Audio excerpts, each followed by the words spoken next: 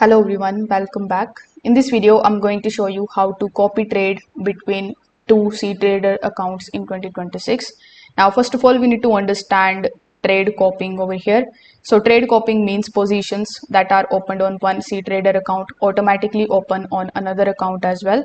So the main account here is usually called the master account or the source account, and the receiving account is called the slave account or the copier account.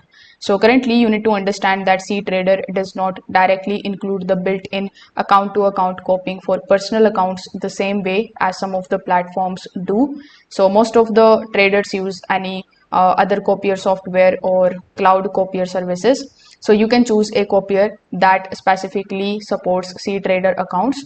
Then you need to log in into both the accounts inside the copier software using the Ctrader credentials and the API connections provided by the broker. Then you will be able to basically do it inside that particular copier software. If you want me to review any of the copier software, you can just let me know that in the comment section below. Thank you.